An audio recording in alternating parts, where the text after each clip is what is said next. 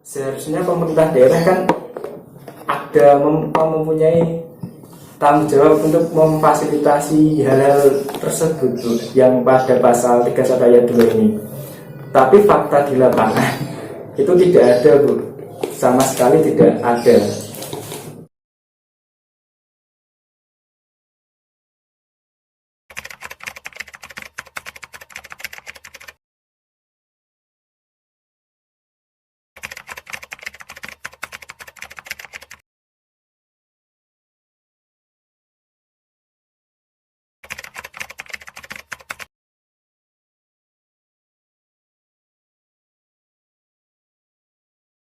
Pelaksanaan pengelolaan limbah industri dalam kaitannya dengan perlindungan lingkungan di Home Industry Konveksi Heri Sport Demak. Untuk menyingkat waktu, silakan Saudara Ahmad Rifki Hidayat untuk memaparkan hasil penelitiannya. Ya Bu, terima kasih Bu Dewi Tuti selaku pembimbing pertama, dan Ibu Indah Pujiastuti. Selamat siang Bu. Ya. Kepada Bapak Dr. Sugimen, selamat siang Pak. Selamat siang. Nah, kita langsung mulai saja ya Pak untuk mempersingkat waktu. Saya mulai dari pelaksanaan pengelolaan limbah industri dalam kaitannya dengan perlindungan lingkungan di Home Industry Konveksi Heri Sport di Demak. Untuk latar belakang dari penelitian ini adalah proses pembangunan yang dilakukan oleh bangsa Indonesia harus berlandaskan pada prinsip pembangunan yang berkelanjutan, berwawasan lingkungan sesuai dengan amanah pasal 33 ayat 4 Undang-Undang Dasar Negara Republik Indonesia tahun 1945. Pembangunan yang dilakukan dalam berbagai bentuk usaha dan atau kegiatan pada dasarnya menimbulkan dampak terhadap lingkungan. Kemajuan industri dan teknologi yang mampu meningkatkan kesejahteraan manusia ternyata juga menimbulkan pencemaran terhadap lingkungan yang pada akhirnya juga berdampak terhadap manusia. Oleh karena itu, penerapan kemajuan industri teknologi tersebut harus ditinjau kembali agar dapat memberikan hasil dan manfaat yang lebih baik bagi kelangsungan hidup manusia. Pengelolaan limbah adalah suatu proses penghilangan sisa dari suatu produksi dari sebuah industri yang dapat menimbulkan ancaman perusakan lingkungan dan atau lingkungan yang luas. Jenis-jenis limbah, yang pertama adalah limbah cair, kedua limbah gas, dan limbah padat. Definisi dari limbah cair adalah berwujud cair yang dihasilkan dari kegiatan industri. Limbah gas berwujud gas asap, partikulat, debu yang dikeluarkan oleh pabrik. Limbah padat biasanya berupa padatan, lumpur, bubur, dan lain-lain. Nah, di sini Heri Sport merupakan sebuah home industry konveksi yang memproduksi berbagai macam pakaian. Bertambahnya produksi harus banding dengan pengolahan limbah yang baik. Jangan sampai pelaku usaha hanya menginginkan keuntungan yang besar tanpa memikirkan dampak limbah bagi lingkungan sekitar. Maka penulis tertarik untuk melakukan penelitian yang berjudul Pelaksanaan Pengelolaan Limbah Industri dalam kaitannya dengan perlindungan lingkungan di Home Industry Konveksi Heri Sport di Demak.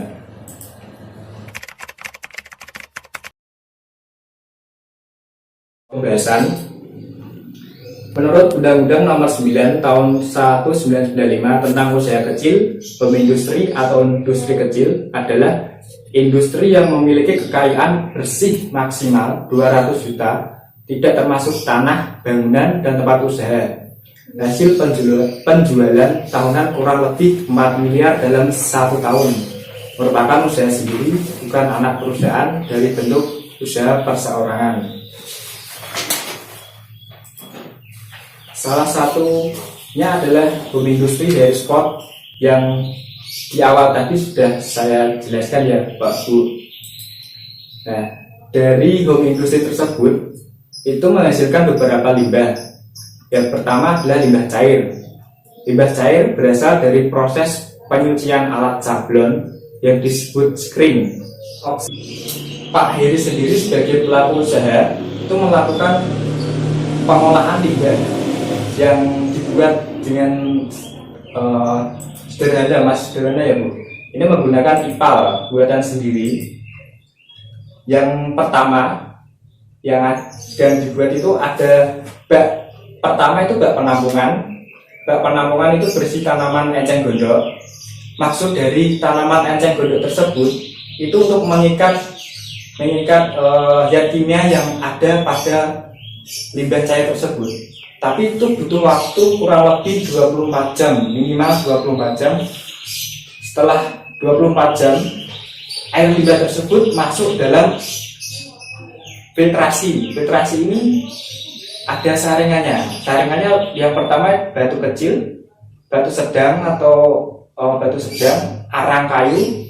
Ini untuk mengikat limbah yang ada zat-zatnya, ijuk, busa, dan kain. Nah, setelah masuk filtrasi tersebut, air dialirkan ke bak kedua yang berisi adalah ikan nila. Ikan nila ini merupakan indikasi apabila ikan ini hidup, maka air sudah dianggap bersih dan bisa dibuang ke lingkungan.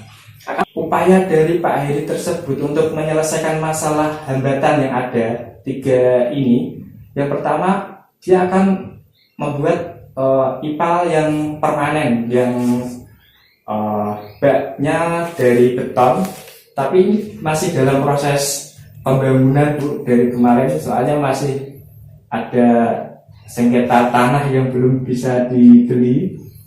Yang kedua, menimbun limbah cair yang belum diolah. Setelah diolah tapi masih bisa dibuang ke lingkungan, itu dengan di dalam drum ditutup rapat, ditimbun, ditumpuk ke atas hingga tinggi. Yang ketiga ini baru proses melakukan kerjasama ke pihak ketiga.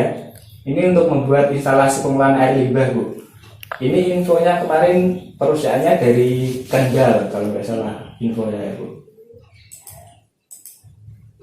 Yang kedua yang dihasilkan adalah limbah padat. Nah, limbah padat ini berupa potongan kain atau perca, sisa potongan kertas, karton. Kalau limbah ini Bu, sebetulnya tidak ada hambatan untuk pengolahannya, karena dari pihak ketiga atau yang pembeli itu sudah sangat diminati karena nilai ekonominya masih ada dan bisa diolah kembali Bu. Untuk limbah padat yang belum bisa diolah ini adalah endapan dari proses pengolahan limbah cair tersebut. Dari bak pertama yang tadi ada tanaman enceng gondoknya, ternyata di bawah bak itu masih ada endapan lumpur. Walaupun sedikit itu kan masih ada limbahnya ya Bu. Nah, itu hanya upaya penyelesaiannya hanya ditimbun, dimasukkan ke drum, dan nanti ikut dijual ke pihak ketiga. Studi konveksi tersebut ini belum memiliki tenaga ahli dalam pengolahan limbah ya Bu. Lalu pada pasal 19 ayat 1, 2, dan 3, ya ayat 1 berbunyi penanggung jawab usaha dan atau kegiatan yang menghasilkan limbah cair wajib memiliki pengujian terhadap kualitas dan mengukur debit limbah cair dan melaporkan kepada perangkat lingkungan hidup paling sedikit 1 bulan sekali. B. Memenuhi baku mutu sesuai dengan peraturan perundang-undangan yang berlaku.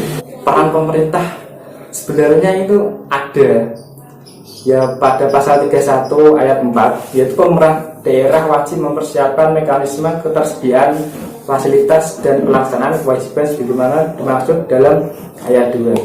Seharusnya pemerintah daerah kan ada mempunyai tanggung jawab untuk memfasilitasi hal-hal tersebut yang pada pasal 31 ayat 2 ini. Tapi fakta di lapangan itu tidak ada Bu, sama sekali tidak ada. Untuk kesimpulan dari penelitian yang saya teliti, untuk limbah cair itu belum sesuai dengan peraturan daerah Kabupaten Demak nomor 8 tahun 2016 yang sudah saya jelaskan tadi pada pasal 18 ayat 2 dan pasal 19 ayat 1 sampai 3. Untuk limbah padatnya sudah sesuai karena sudah disendiri-sendirikan, dan yang limbah ada B3-nya disendirikan, yang tidak disendirikan. Untuk suara bisingnya tidak mengalami masalah dan sudah sesuai dengan pasal 53 angka 1 Kitab Undang-Undang Hukum Pidana yang berbunyi dengan hukuman kurungan selama-lamanya 3 hari atau denda sebanyak-banyaknya 225 barang siapa membuat riuh atau ingat sehingga pada malam hari waktunya orang tidur dapat terganggu. Untuk suara bisiknya tersebut kan yang saya teliti tidak sampai pada larut malam sehingga tidak mengganggu orang tidur. Demikian dari penjelasan dari saya. Terima kasih dan salam lestari.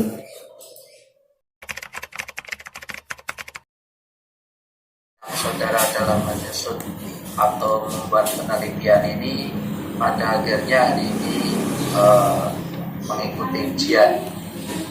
Kemudian yang akan saya sampaikan dalam terkait dengan apa yang telah saudara susun atau saudara lakukan penelitian, di mana saudara mengambil judul tentang pelaksanaan pengelolaan limbah industri.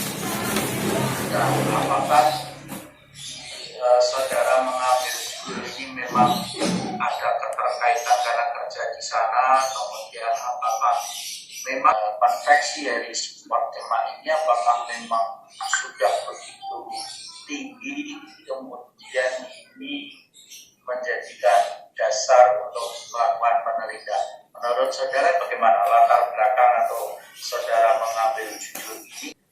Ya Pak, terima kasih Pak untuk pertanyaannya. Kebetulan pekerjaan saya sebenarnya bukan di home industri ini Pak, tapi di perusahaan Heli Karya Sakti, dan kebetulan saya juga menangani dalam penjualan limbah di sana. Di sana pun pabriknya konveksi juga. Cuma ketika saya ingin mengajukan riset di sana, itu kan gimana ya Pak? Tetap di suatu perusahaan ada yang tidak boleh diekspos ke publik. Saya dulu pertama kali judulnya itu risetnya di pabrik pupuk, tapi ya ternyata riset dari saya ditolak, izin permohonan risetnya. Saya cari-cari muter, gak ada yang bisa. Akhirnya saran dari Bu Endah dan Bu Detik coba cari di home industri yang sekiranya menerima dan limbahnya itu diolah apa tidak. Soalnya kebanyakan home industri ini tidak dipantau atau kurang dilihat oleh pemerintah daerah maupun pusat, sehingga saya coba ke home industri konveksi ini dan diterima. Bahkan dari Pak Heri tersebut menerima dengan baik, tapi dengan syarat saya diminta untuk memberikan informasi sama penyuluhan bagaimana sih tentang pengolahan limbah yang baik dan sesuai peraturan yang ada, sehingga jaga-jaga dari Pak Heri tersebut bila ada sidak yang datang di usahanya, dia tidak kena undang-undang yang berlaku. Seperti itu Pak. Saya berharap dengan adanya penelitian yang saudara lakukan tentunya bisa memberikan kontribusi baik terhadap konveksi atau industri ini ya. Siapa? Paling penemuan di lapangan hasil penelitian. Siapa? Namun kalau saya melihat apa yang Anda sampaikan tadi, Iya. di dalam penanganan limbah di Pak Heri, ya Pak Heri. ternyata masih menggunakan alat-alat tradisional, belum didukung oleh alat-alat. Padahal kalau kita lihat tadi konsepnya 1 bulan itu sampai 4 miliar. 1 tahun Pak untuk memilih. Per tahun ya? Itu kan menurut undang-undang yang ya artinya ini kan sudah cukup besar gitu. Iya, Pak. Ada kan 3 kendala atau limbah yang ditangani di sana dalam bersifat cair, padat, dan suara. Iya. Nah kalau cair tadi saudara sudah menguraikan akan dijadikan air bersih atau sehingga nanti tidak akan mencemari lingkungan. Kemudian kalau yang sekarang limbah suara, apakah hanya tidak berjalan untuk malam hari sudah dikatakan istilah mengatasi ya orang masyarakat akan terganggu ya dari pagi sampai malam tidak melihat pagi atau malam harus suara. Bagaimana kira-kira di lapangan setelah saudara melakukan penelitian di sana? Kalau setelah saya di wawancara kemarin Pak, ya bukan kemarin, sudah bulan lalu, itu menurut saya ya Pak, untuk mesin tersebut dijual ke pasar pasti sudah lolos uji, ya entah itu uji kebisingan suara tersebut, uji kelayakan, uji keselamatan, pasti sudah ada izin yang telah dilaksanakan dari yang produksi alat tersebut Pak. Tetapi di sana pun kan masih ada, maksudnya masih kedengaran agak keras, sehingga Pak Heri sendiri dalam menyikapi tersebut itu menempatkan mesin tersebut di ruangan tersendiri Pak. Ini kan yang bordir, mesin bordir itu dalam satu kamar atau ruangan tersendiri tertutup, dan si pelaksana mesin tersebut itu juga diberi seperti handset Pak atau penutup telinga. Tapi untuk yang mesin jahit itu memang tidak ada untuk penutup telinga. Terakhir yang saya sampaikan di dalam melihat dampak daripada limbah itu kan yang merasakan dalam masyarakat. Iya Pak. Oke, itu yang saya sampaikan. Jadi tadi saudara karena di dalam kesimpulan menyampaikan bahwa kendala ada 3 limbah atau kendala terkait dengan penanganan limbah, yaitu cair, padat, dan suara. Kemudian bagaimana pengaruh dampak pada masyarakat, tentu ini menjadi pengembangan ke depan supaya home industry ini tidak mengganggu lingkungan. Kemudian saya harapkan dengan hasil penelitian ini bisa memberikan kontribusi kepada baik masyarakat lingkungan maupun kepada home industri. Kemudian hasil penelitian ini juga akan bisa memberikan masukan-masukan kepada home industri itu sehingga tidak terjadi dampak lingkungan yang lebih luas lagi apabila perusahaan semakin besar, semakin lama semakin besar. Itu saja yang akan saya sampaikan. Terima kasih Bu Dewi Tuti, Bu Eda. Ya, Assalamualaikum warahmatullahi wabarakatuh. Waalaikumsalam warahmatullahi wabarakatuh. Malam baik Pak Dr. Sukmen, terima kasih sudah memberikan masukan yang cukup bermanfaat bagi saudara Ahmad Rifki. Ya, Bu. Monggo selanjutnya untuk mempersingkat waktu Bu Enda silahkan. Halo. Iya Bu. Saya Matur nuwun Bu Tuti, Pak Sukimen, Mas Rifki dan teman-teman yang lain. Sebelumnya selamat ya Mas Rifki. Ya, Jika Bu. dulu perjuangannya sampai ganti Tempat beberapa riset Bu. perusahaan Iya. ya saya kita ikutin dia sampai ganti berapa kali tuh Mas? 3 apa berapa ya? Kalau saya ngajuin tempat riset udah banyak Bu, hampir Banyak, sejalan. kayaknya gitu ya. Tapi ya, Samprotan gitu ya dulu ya. ya dulu samprotan. Ya, ini akhirnya ada satu yang bisa nih walaupun home industry tapi kan kendalanya justru ini dulu juga pernah tuh sama saya home yang home itu justru malah kalau tidak tertangani dengan baik limbahnya malah jadi besar. Kalau yang besar itu kan pasti udah kelihatan itu pasti ada pengawasan dari instansi yang menangani lingkungan itu. Kalau yang kecil-kecil kan kadang ya itu tadi masyarakat yang protes ya. Baik saya secara keseluruhan karena mengikuti perkembangannya dan terus terang ekspektasi saya tinggi juga berkesan PPT-nya tulisannya. Cuman saya mohon maaf juga sebagai pembimbing ada yang terlewatkan sedikit di abstrak Mas Ya. Riki. Ya, Bu. Abstrak nanti diedit jadi satu paragraf aja. Oke, Itu siap, masih Bu. 2 paragraf. Oh, Alinianya masih ada 2. siap, Bu. Saya Saya juga perbaiki. melewatkan ya, jadi dia kita saya melewatkan sama kata kuncinya kurang koma kali ya. Siap. Pengelolaan koma limbah, jadi nggak jadi satu. Oke, siap, Bu. Ya, tahu ya. Jadi, kalau yang lain sih saya tidak ini berarti karena saya yakin ya udah berkali-kali kontak balik dengan saya tahu pasti. Mas Rizky tadi presentasinya juga dengan Pak Rizky. Saya masih tanya itu nanti tolong sampai sama ini nama penguji ditulis Pak Sukimin, Bu Tuti, ini ditulis semuanya. Siap, Bu. Berikut tanggalnya nanti tanda tangannya basah semua ya. Oke, Ya siap. kalau kemarin kan beda Ya, Bu. masuknya masih di dropen. Siap, Bu. Itu saja Bu Tuti, saya kembalikan matur nuwun. Assalamualaikum warahmatullahi wabarakatuh. Sukses ya Mas Rifki. Iya, Bu. Terima kasih, Bu. Baik, terima kasih Bu Endah. Baik, Saudara Rifki, sebetulnya ada satu hal yang Ya. itu bisa Saudara tindak lanjuti seharusnya, yaitu mengenai pasal 31 ayat 4, yaitu kewajiban pemerintah daerah untuk memfasilitasi. Memfasilitasi itu bisa langsung, bisa tidak langsung.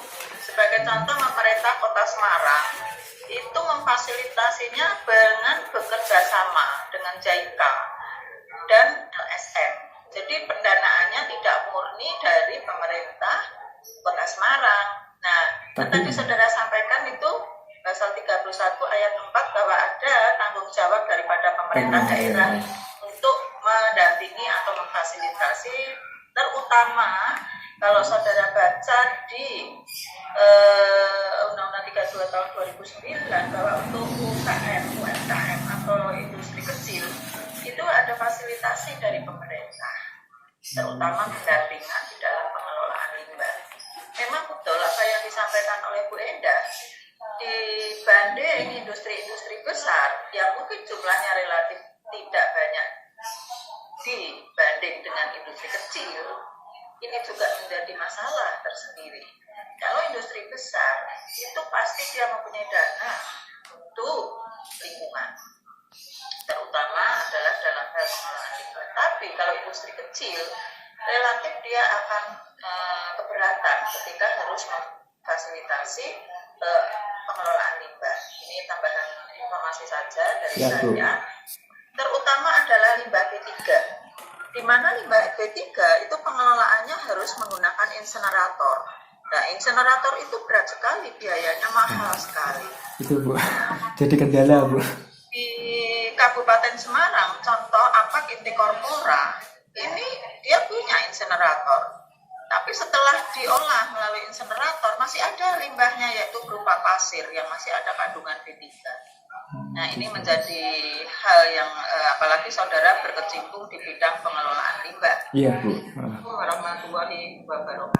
Waalaikumsalam warahmatullahi wabarakatuh.